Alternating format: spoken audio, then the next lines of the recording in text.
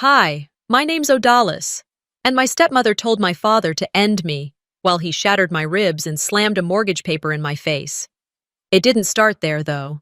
It started the day I came home and found my name scraped off the mailbox, the quilt my mother made sold for $4 at a thrift store, and my childhood room turned into my stepbrother's gaming den. They said I was unstable, that I made things up. But what if everything they accused me of was actually part of their plan? Do you know what it feels like to be rewritten in your own home? Because I do. And this is how it all unraveled. It was just after 2 on a mild Sunday afternoon when I pulled into the driveway, and the only sound I heard was the idle grumble of unfamiliar engines. Parked behind my dad's old pickup were 3 glossy SUVs and a sedan with out-of-state plates. I frowned. No one had told me there was company. I hadn't seen my father since I got back from my consulting trip last week.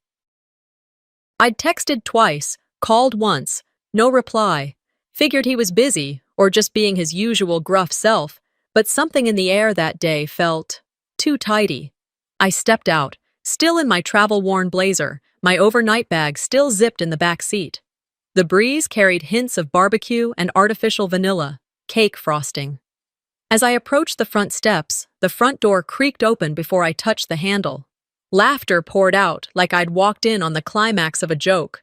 Dozens of voices, glasses clinking, kids squealing. The entryway was filled with bright balloons in navy and gold. A massive banner hung from the ceiling arch. "Happy 72nd, Harlan." My pulse froze. I stood there for a second too long, scanning faces, waiting for that usual beat of surprise and delight when the prodigal daughter returns. But no. Heads turned. Expressions shifted, not in welcome, more like guilt caught in motion. Then she came. Vera. My stepmother, in all her curated elegance, wearing a cream dress too perfect for a casual gathering. She walked toward me with a flute of champagne in one hand and that overly trained smile she always wore around company. "Oh, you're here," she said, like she'd found a scratch on her marble countertop. "Looks that way," I replied, my voice steady, but my gut already flipping. She looked over her shoulder, then back at me. "We thought you were still in Denver." "I texted last night. No one answered." She blinked once. "Well, we didn't want to trouble you. You're always working." I stepped past her, eyes flicking over the room. Cousins, uncles, neighbors, even Mr. Halverson from next door, who hadn't left his house in 6 months. All here, all smiling, none expecting me. I swallowed a metallic taste. "Is Dad around?" "He's with Cassian," she said quickly. "In the backyard." I nodded and walked through the house that still bore the shape of my childhood, but none of its soul. As I passed the hallway where Mom's altar used to be, where we used to light candles on her birthday, I stopped. It was gone. In its place, a large canvas painting hung perfectly centered. It was Vera, draped in a silk shawl, seated in our garden, with the word matriarch engraved on the brass plate beneath. My chest tightened, my breath catching like it had tripped over a memory. I turned to Vera, who had followed me in her silent, soft-heeled way. "We thought a little update would lift the mood," she said, eyes never leaving mine. "Too many ghosts in this house, don't you think?" I didn't answer. I didn't need to. My silence was its own sentence. I turned back, eyes locked on the empty space where my mother's photo once stood for over 2 decades, a space now occupied by curated lies. Moving into the living room, I floated like a ghost. A woman with no place in the house she helped clean, whose name was now treated like dust. No one offered me cake, no one asked where I'd been. They just talked louder, laughed harder, as if to muffle the weight of my presence. Near the fireplace, a family photo was being arranged. My father stood stiffly in the center, one arm around Cassian, Vera's son. Vera adjusted her pearl necklace and smiled into the camera. I paused near the doorway, not intruding, just watching. The photographer, a local teen they hired often, looked toward me hesitantly.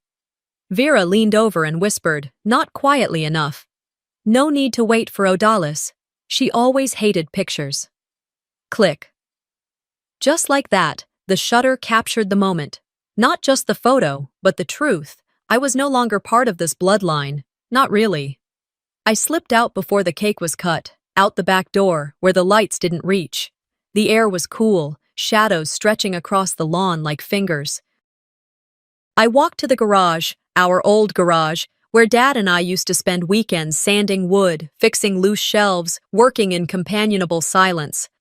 The old bench was still there, weathered, sturdy, forgotten. I sat down, staring at the dust-dappled floor. My hand trembled over my phone. I opened my messages. No new ones, no missed calls, not even from my father. They hadn't just excluded me. They'd restructured the entire narrative without me.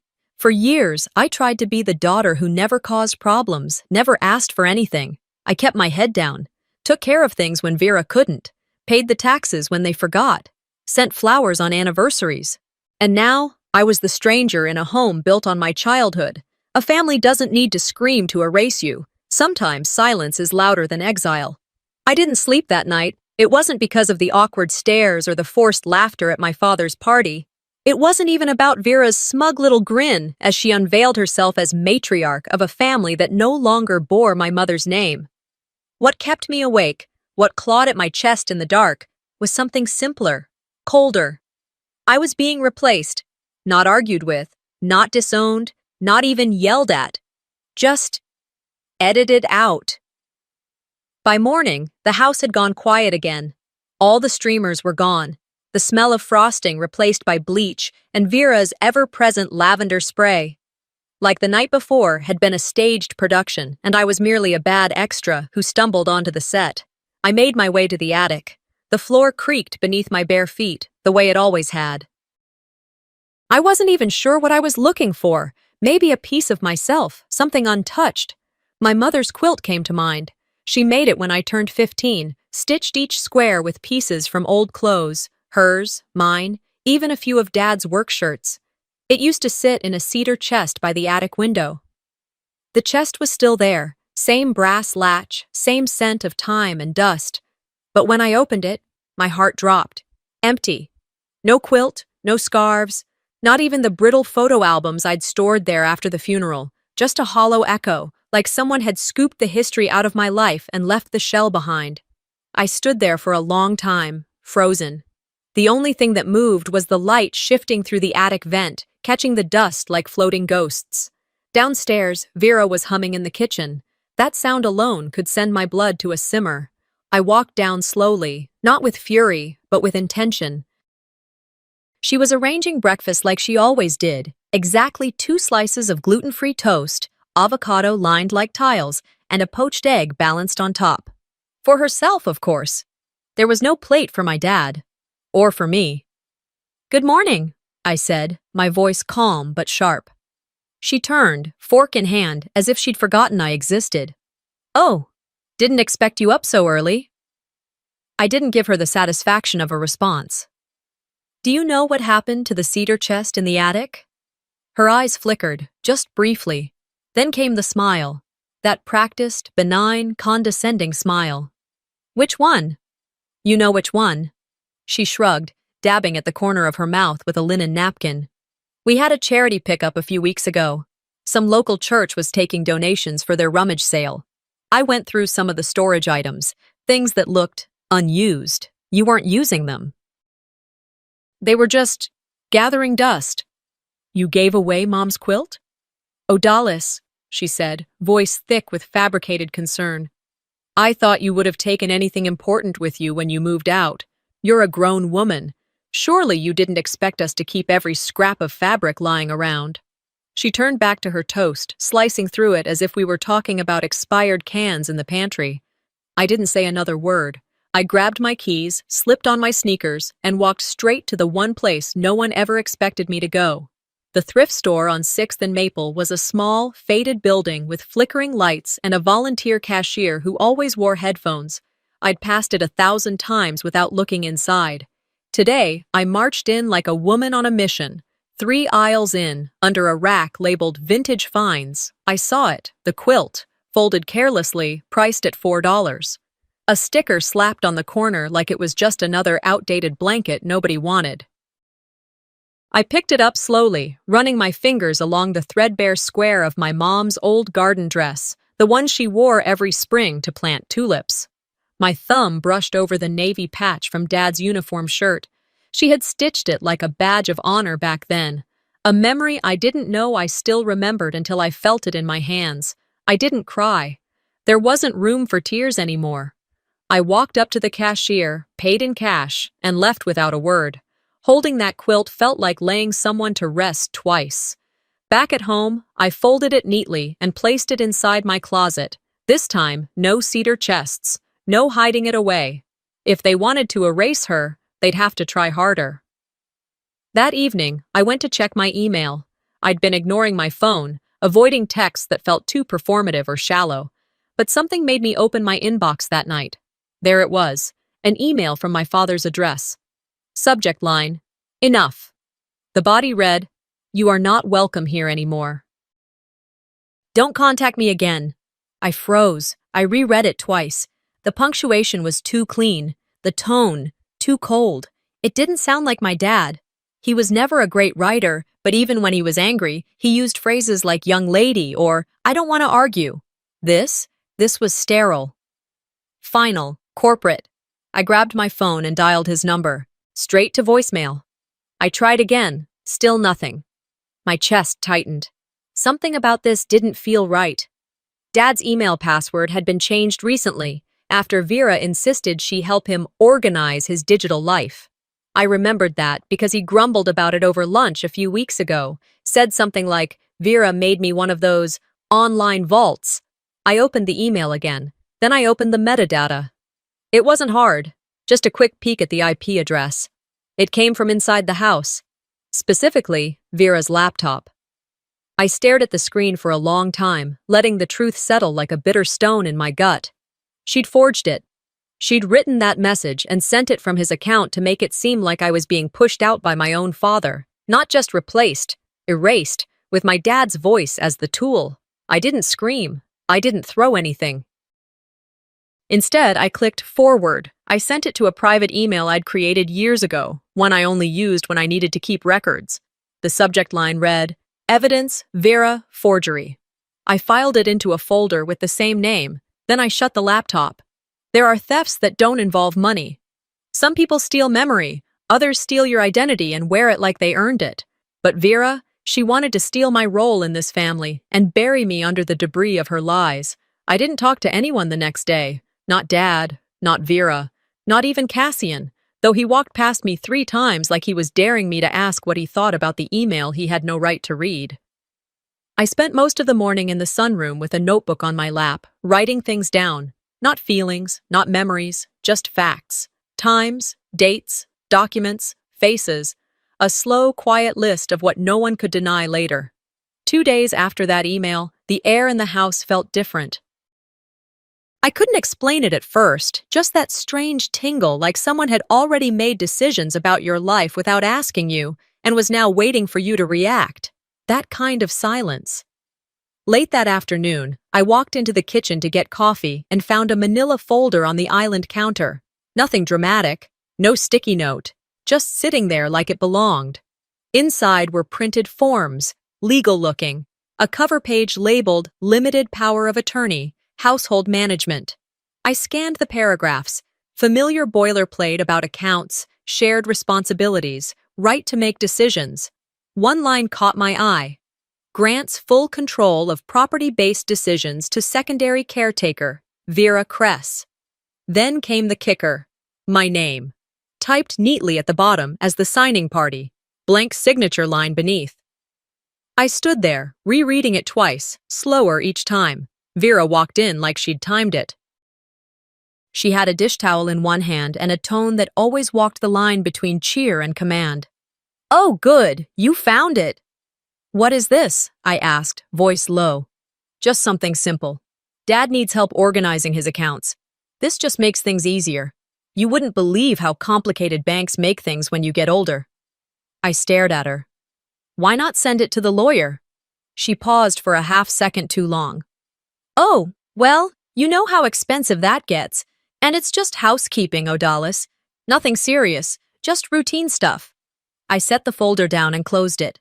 Then send it to the lawyer. She kept smiling, but her eyes sharpened. I thought you wanted to help. I do. But I don't sign things I don't understand. Vera's smile stretched a little tighter. You're making this more complicated than it needs to be. And you're pretending I'm still 18. I walked out before the exchange got any uglier. That night, after dinner, I went into Dad's study to drop off some receipts for him. The room was dim, but the safe near the bookshelf was open. Probably forgot to close it again. He did that sometimes now. I noticed the same manila folder resting right there inside. I pulled it out. The signature line was no longer blank. My name was signed in a neat, flowing script, slightly slanted to the right. At first glance, it even looked like mine, but it wasn't. Not quite. I went back to my room, pulled up a check I'd written 2 months ago, and held it side by side with the document under the desk lamp. The O was off. My lowercase d was always loopy. This one was tight, too perfect. Whoever did this had either traced it or used a signature generator. I scanned both copies and saved them to a new folder on my encrypted drive labeled Evidence Documents. I didn't tell anyone, didn't slam any doors, but inside, something shifted. They think I won't notice. They think I'll fold. But I'm not folding. The next morning at breakfast, Cassian kept glancing at me between bites of his omelet. Something smug hung around his shoulders, like he'd just been given a secret. You look tired, he said finally. I didn't sleep much, I replied without looking up. That's not good. You should get out more. Maybe clear your head. I looked him in the eye. Clear my head of what? He shrugged. I don't know. Whatever keeps you so suspicious. His tone was laced with the kind of arrogance that only comes from people who think the game is already rigged in their favor. Later that afternoon, I went into the living room to dust my mother's bookshelf, one of the few things Vera hadn't managed to replace yet. As I reached for a hardcover, my eyes caught something in the far corner of the ceiling. A small black dome, no bigger than a lemon, but smooth, dark, and humming with quiet electricity. I backed away slowly, heart rising. I followed the track of the baseboards, the corners of each room. 3 more. All discreet, all recently installed. 1 in the hallway, 1 in the dining room, another facing the front door. I didn't need to ask who put them there. I knew. Cassian had been fixing the Wi-Fi all last week. I went back to my room, pulled out my old laptop, and used a simple IP scanner. The camera feeds weren't encrypted well. Amateur setup. Cassian probably thought I wouldn't even notice them. Within 15 minutes, I was watching myself on screen. The footage showed me walking through the house, pacing. A 5-minute clip where I muttered under my breath in the hallway, visibly upset, most likely after reading that forged email. Another clip, spliced together from different times, made it look like I was talking to myself for hours. There was no context. No audio logs before or after, just pieces of a narrative being assembled in someone else's hands. They weren't just watching me. They were crafting a version of me for someone else to see. I downloaded every file, logged the dates, times, and file names, backed them up to 3 different encrypted locations. I didn't confront him, didn't go storming down the hall like some TV drama scene. Instead, I went to the store, bought a high-speed external drive, and labeled it with a piece of masking tape, Theater. That night, I sat at my desk and looked through every frame of every video. They wanted a show, fine. Now they'd get a record. By the end of the week, I had stopped expecting to feel safe inside my own skin. Not in this house, not around these people. Every time I walked into a room, it felt like the air had already made up its mind about me, like the walls themselves had been told what to think. It started on a Friday morning. I was standing in the hallway, waiting for the laundry to finish, when a message pinged on my phone. It was from Kayla, my second cousin. We hadn't spoken in months, and I almost ignored it. But curiosity got the better of me. It was a screenshot, blurry but readable. A private Facebook group chat titled Family Circle. At least a dozen participants. The usual suspects, cousins, spouses, Vera. At the top of the screen was a meme, A photo of a woman with wild hair yelling into a void, captioned, "When you think you're the main character, but you're just the family headache." Underneath it, my name, tagged. My chest went still. My thumbs hovered above the screen as my eyes scanned the replies. Cassian. At least she didn't throw a tantrum this time. Then came the laughing emojis. Heart reacts. Comments like, "Classic Odalis," and "Some people really love their drama." No one defended me, not even the ones who used to send me Christmas cards. I didn't reply. I didn't text Kayla back. I knew she sent it to help, but there's no way to help someone who's been made the punchline in their own bloodline. I turned off my phone and walked outside. The sun was out, deceptively bright, trying to warm a day already frozen from the inside out. I made my way down the front steps and across the lawn toward the sidewalk. Just moving, just trying to remember what it felt like to exist in motion. As I passed the mailbox, something stuck out of it. Not mail, a flyer, folded 3 times, tucked halfway in. I pulled it out and opened it. A pastel-colored brochure for a wellness retreat. The header read, "Healing Paranoia and Emotional Disturbances Through Nature and Accountability." Underneath, in fine print, "Because sometimes the most unstable person in the family doesn't know they're the problem." I stood there, flyer flapping in the breeze, mouth pressed into a flat line. It wasn't addressed to anyone, no name, no return label. But I knew who sent it. I folded it neatly and slid it into my back pocket. Then I went inside, poured myself a cup of coffee, and sat at the kitchen table. I opened a new page in my notebook, titled it in bold black ink, "Character Assassination, Week 2.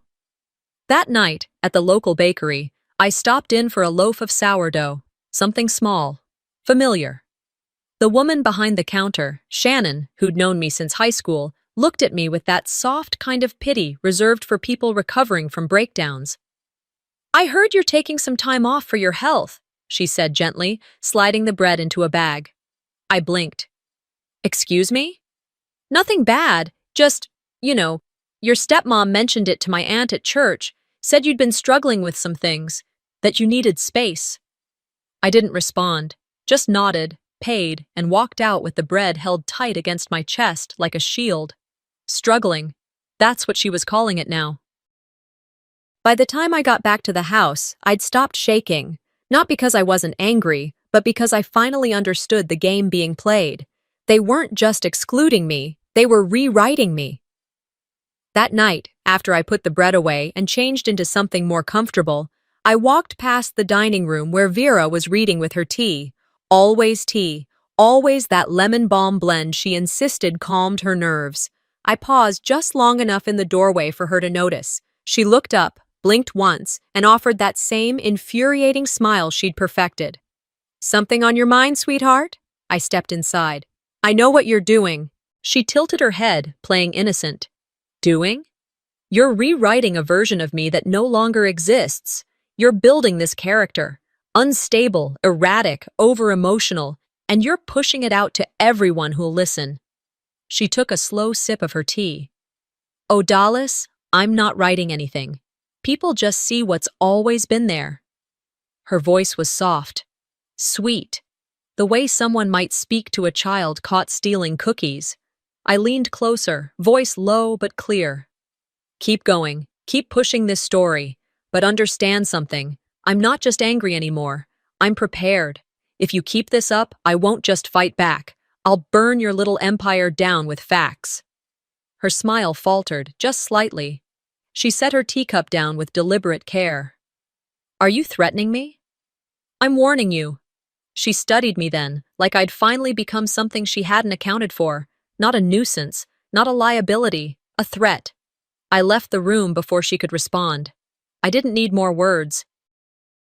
The next morning, I walked to the hardware store and bought a small safe. I bolted it to the floor of my closet and started printing. Every email, every forged document, every doctored clip I'd recovered, I placed it all inside. Then I made 3 backups. They wanted silence. But I was building something louder than their lies, one proof at a time. The look in Vera's eyes that night didn't shake me. It confirmed everything I already knew. She wasn't surprised I'd found the will.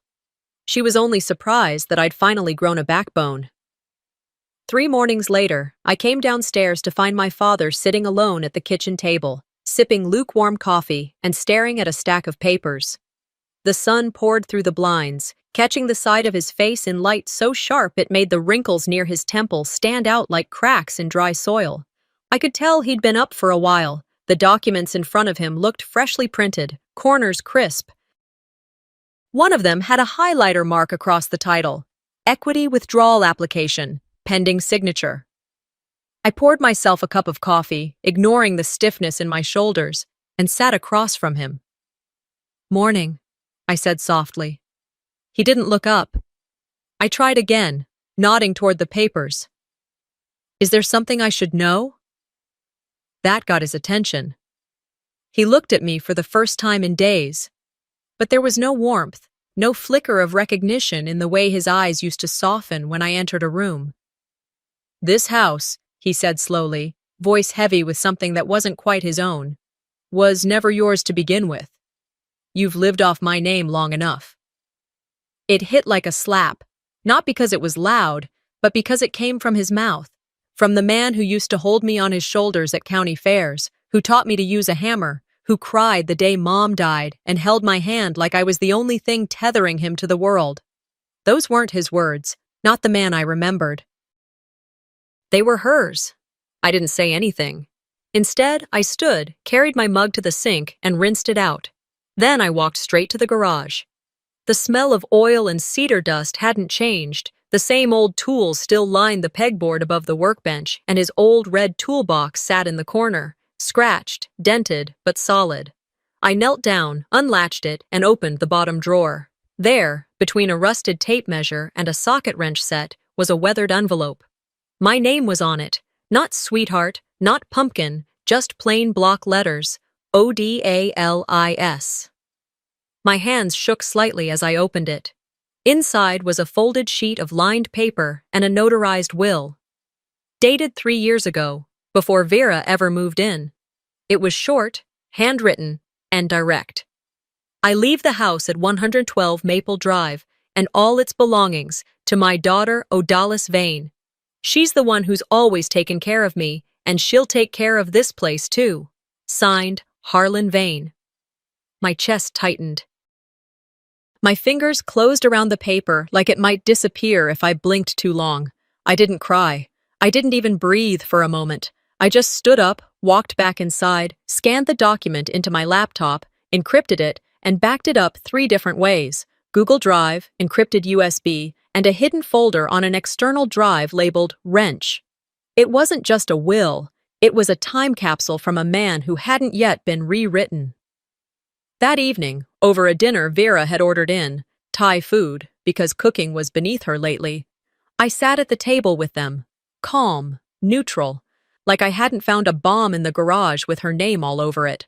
She poured herself a glass of wine and leaned back in her chair, always so composed, so perfectly poised. I waited until she took her first sip. "There's a version of the truth that's older than you," I said, keeping my voice steady. "And it has his signature." Her smile didn't crack, but her grip on the glass tightened.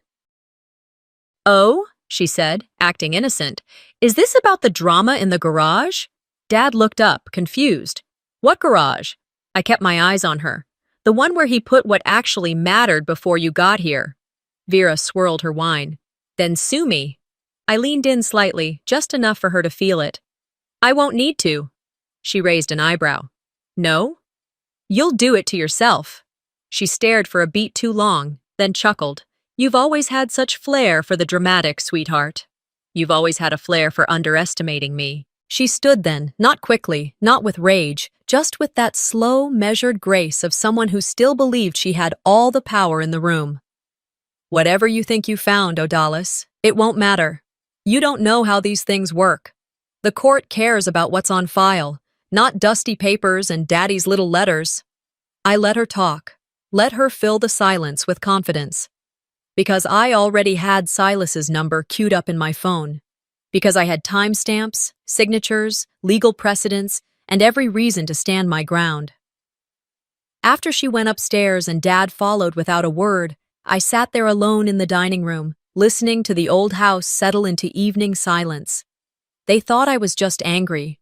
They didn't realize I was armed. The cease and desist letter I sent that night wasn't just a legal formality.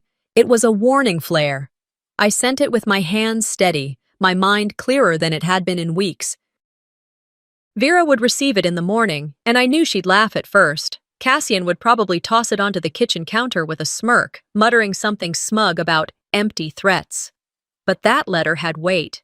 It wasn't printed just on paper. It was typed in every sleepless night I'd endured, signed in silence I'd swallowed, and delivered with the quiet vengeance of a woman no longer afraid to be loud.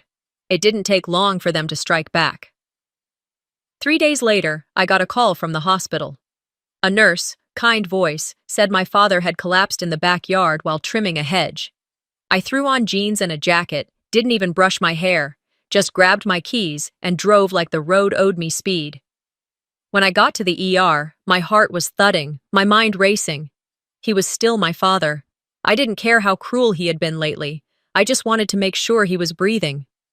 I ran to the front desk, gave my name. The receptionist, a younger woman with a headset and eyes that flickered too much, clicked around on her screen, then looked up at me with a neutral expression. "I'm sorry, you're not listed as an authorized contact." I blinked. "I'm his daughter." "I understand, ma'am, but the authorization list only has 2 names, Vera Kress and Cassian Rowe." I felt my jaw tighten. "He never would have removed me." She shifted awkwardly. "You'll need to speak with his listed proxy." I looked past her, through the glass wall separating the lobby from the patient waiting area, and there she was, Vera, sitting calmly in the hallway, clipboard in hand, signing papers with the confidence of someone who had expected this moment and rehearsed it. I pressed my palm against the glass, breath catching. She looked up, saw me, and smiled. Not the polite, socially acceptable kind. It was a private smile.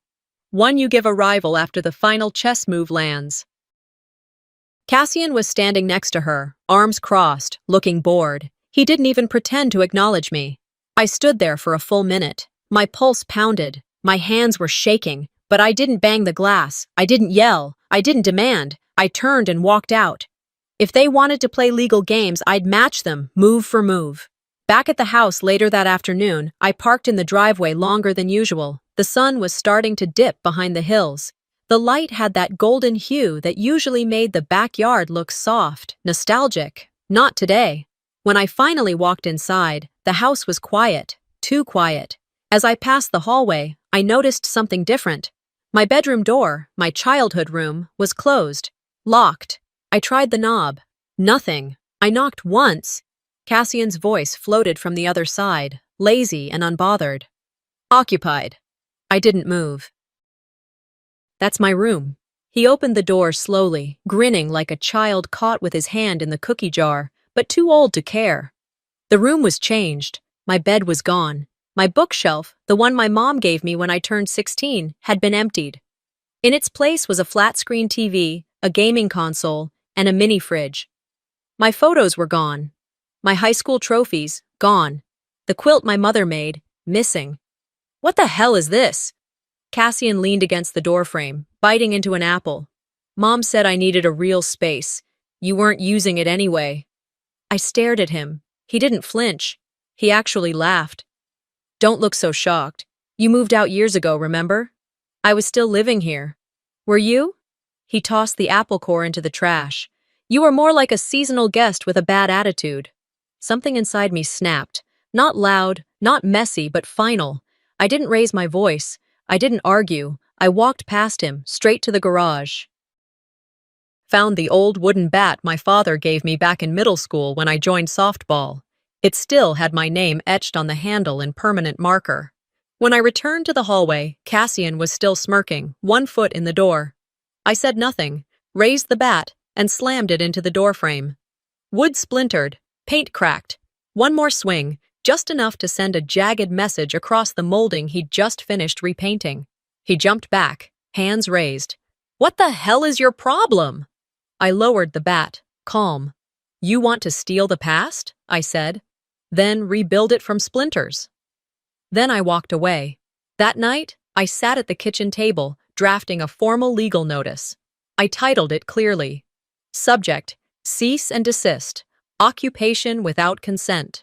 It laid out the facts. I was still a legal resident of the property. My belongings had been tampered with. My access to my father's medical care had been illegally blocked.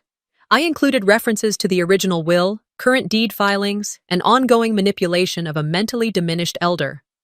I BCC'd Silas and sent it to Vera and Cassian's shared inbox. I didn't wait for a reply, because I knew what was coming next. That was the last time they thought I would walk away. The email I sent that night with the cease and desist wasn't even 48 hours old when the retaliation began. The next morning, I stopped by the grocery store after an early meeting with Silas.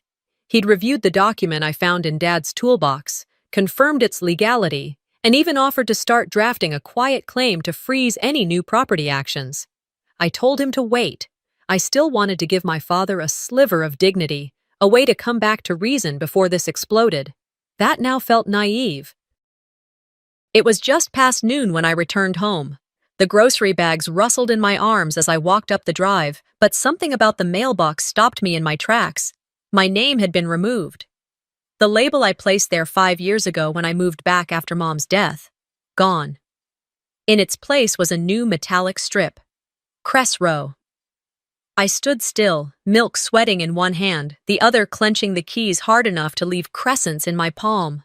I didn't cry. I didn't scream. I walked inside. The door opened to silence, too quiet, like the whole house was holding its breath. Then, a voice echoed from the living room, male, unfamiliar, clipped and professional. Yeah, this is the main space. Open floor plan, original woodwork, plenty of potential for staging. I stepped into the room and saw a stranger holding a clipboard, mid-30s, wearing a blazer too polished for a social call, taking photos. Cassian was lounging on the couch with a half-empty soda bottle, acting like nothing was out of place. "What's going on?" I asked, setting the groceries down on the hallway table. He didn't even look up. "We're listing the house." I blinked. "You're what?" He finally turned to me, calm as ever. "Mom thought it was time. The place is too much for Dad, and let's be honest, it's not exactly like you've been contributing." Contributing? I took a step forward. "I've paid every property tax bill since 2018. I maintained the insurance. I literally painted these walls with Dad the summer after Mom passed." The real estate agent tried to excuse himself, but Cassian waved him to stay. "We're just finishing up here," he said, like I was the guest. "Just sign the paperwork, Odalis." Vera's voice cut in as she appeared from the hallway, holding a manila folder. "We've already found buyers interested. You'll get a cut, of course, provided you don't drag this out." I looked at her, then at the man snapping another picture of the fireplace. My chest was heaving now, but I wasn't afraid. I walked over, took the folder from her hands, and opened it. More legal language, more nonsense dressed up like consideration. A signature line at the bottom, ready and waiting. I tore the folder in half. Cassian laughed under his breath. "God, you're exhausting."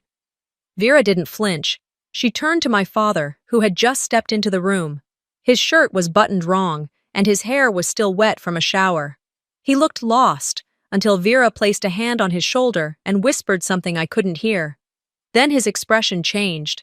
He walked toward me, slow at first, then faster. I thought he was going to yell, maybe point a finger. Instead, he shoved me, hard. I stumbled back, hit the edge of the fireplace, and collapsed onto the floor.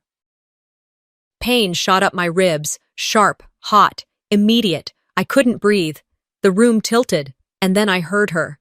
Vera, calm as the weather, said those words so smoothly, it was like she'd rehearsed them. "End her now." It didn't come with a shout. It wasn't a command. It was a suggestion, casual and chilling, like she was asking someone to pass the salt. My father raised his fist, his face red, trembling, veins pulsing at his temple. He brought it down once. I barely got my arm up in time to block it. Pain bloomed through my shoulder, my side.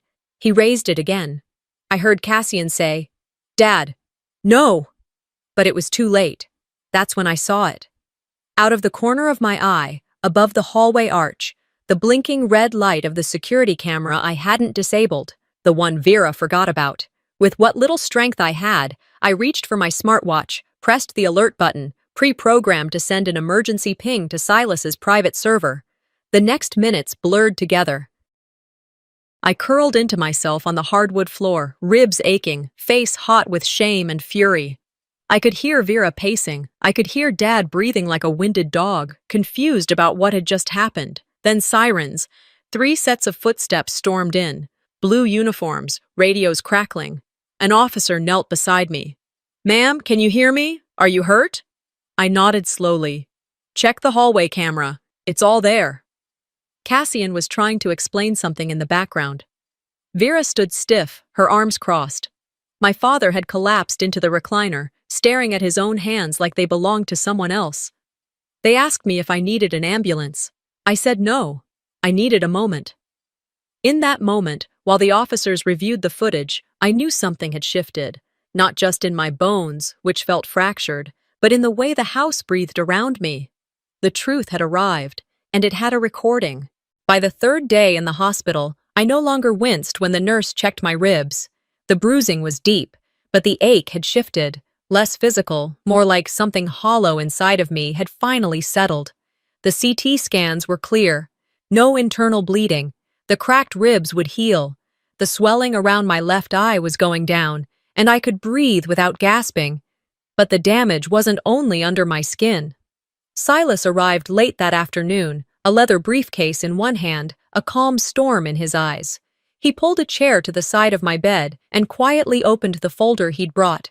He didn't ask me how I was feeling. He already knew the answer. Inside the folder, labeled in my handwriting, "Timeline of coercion and property fraud," was every screenshot, every email, every legal discrepancy I'd been collecting for months. I had categorized them by incident, tagged them by date, and even included audio transcriptions from 2 brief phone calls Vera had made that I'd quietly recorded. Silas looked through the pages with methodical focus. "This is airtight," he said. "Will it be enough?" I asked. He nodded. "It's not just enough. It's overwhelming." A nurse stepped in to check my vitals. She paused, her voice gentler than before. "You need anything, hun?" "No," I said. "I've got everything I need." She nodded, gave me a soft pat on the shoulder, and left. Even the officer who'd been standing outside my room shifted his posture, more respectful now, like I was no longer just a domestic violence case. I was a witness, a survivor, a woman with receipts. That evening, someone leaked the footage. I didn't ask who. Maybe it was Silas's assistant, maybe the officer who saw the full video. Maybe it was time. It started with a 5-second clip, my father shoving me, the edge of the fireplace meeting my ribs, then Vera's voice, clear as glass. "End her now." That line went viral. By morning, it was on talk radio, trending on Facebook, dissected on podcasts. What kind of woman tells a man to hurt his daughter? What kind of father listens? Reddit exploded. A thread titled, "My Stepmom Tried to Erase Me," literally hit the front page. My inbox flooded with strangers telling me they'd lived through something similar.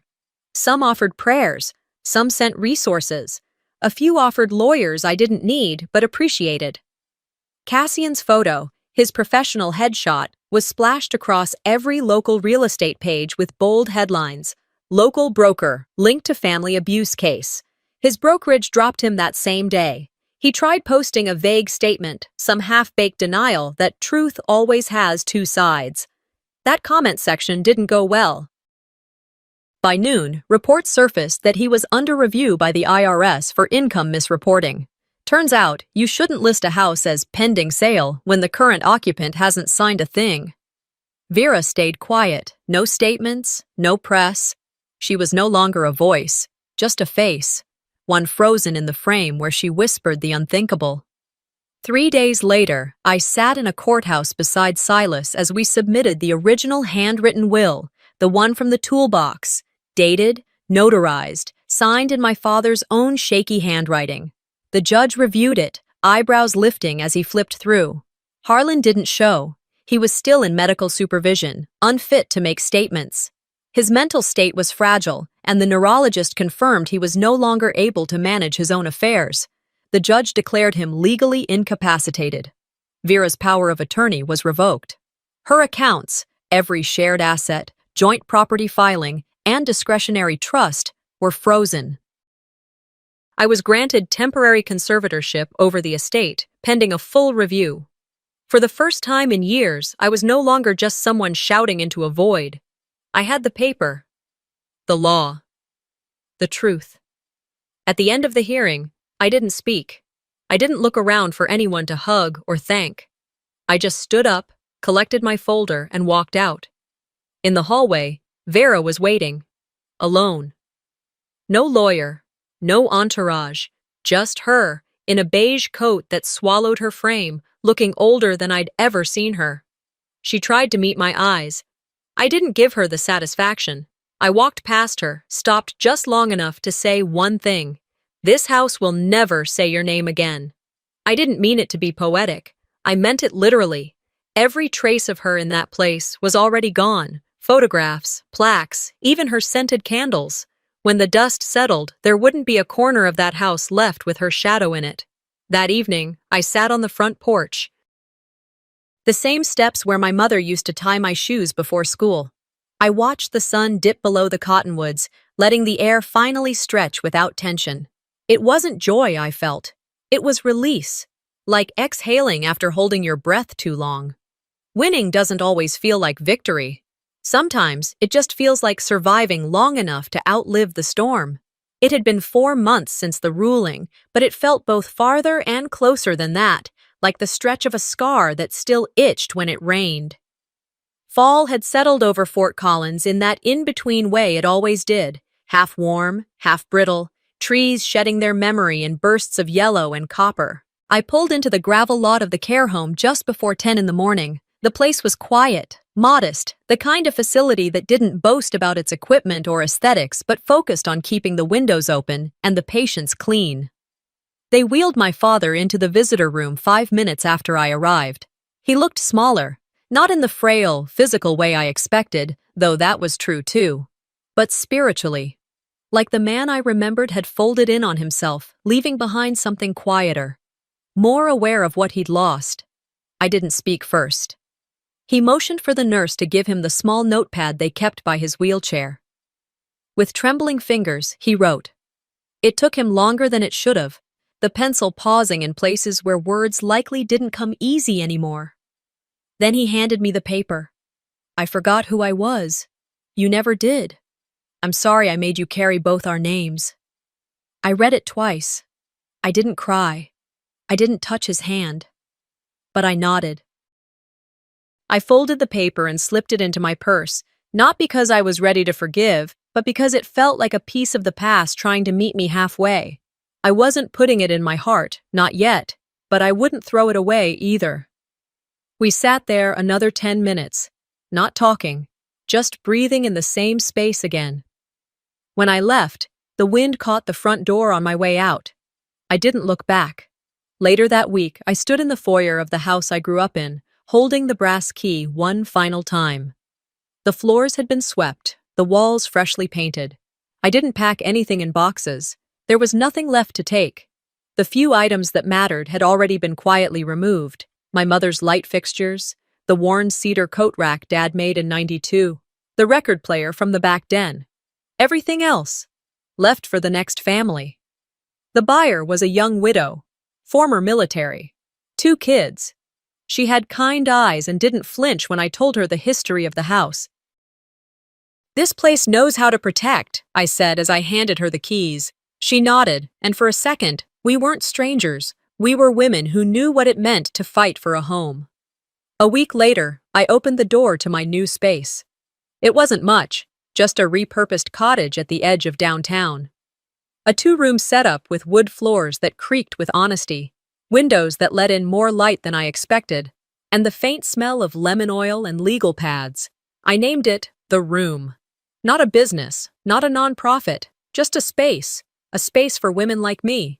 Women who showed up with manila folders full of property titles, phone bills, court orders, and with eyes full of fear they'd never admit out loud. Some brought documents, others brought silence. All of them carried the weight of having been made small in spaces they once helped build. I wasn't a lawyer, not anymore. I didn't offer legal advice. I offered presence. I helped them organize their records. Taught them how to speak in timelines, how to say, "Here's what happened," without apology. I'd sit across from them, not behind a desk, but next to them at a long shared table, listening. Some days were quiet. Others came with stories that made me press my palms to the wood table just to steady myself. But I never turned anyone away. One Thursday, near closing, the front bell chimed. A woman about my age walked in, shoulders hunched, eyes scanning like she expected someone to stop her. She clutched a folder to her chest. "I'm sorry," she said, barely above a whisper. "I don't even know if this is a real thing." "It's real," I told her, stepping closer. She opened her folder slowly. Inside were mortgage documents with her name on them. Yet somehow she was locked out of the house. Her husband's cousin had moved in. No explanation, no eviction notice. "My name's on everything," she said, "but they said I'm not on the lease anymore. That I must have signed something I don't remember." She looked down, blinking hard. "I swear I didn't." I nodded. "I believe you." She started to cry quietly, in the way people do when they've cried too many times already and are just trying not to fall apart in front of another stranger. I reached over, placed a pen and yellow notepad in front of her. "Then let's open the door together," I said. She looked up at me, her face a mix of doubt and hope. I didn't need to promise her anything. Just sitting there was already more than she'd been given in weeks. Later that night, after locking up, I sat at my desk and opened the drawer. Inside was my father's note. I read it once more, then closed the drawer again. I didn't need to reread it every day, because I'd already made peace with the truth. Sometimes, justice isn't about winning. It's about not disappearing. The house they tried to erase me from is gone. But I've built 100 more, in the hearts of women who will never again be silent. Not every war ends with a bang. Some end with a quiet reclaiming of power, a slow rebuilding of what was nearly destroyed. Odalis didn't just survive her family's betrayal, she transformed it into purpose, into protection for others like her. Have you ever had to fight for your place in your own family? If this story moved you, share your thoughts in the comments. Don't forget to like, subscribe, and hit the bell so you never miss the next powerful story we bring to light.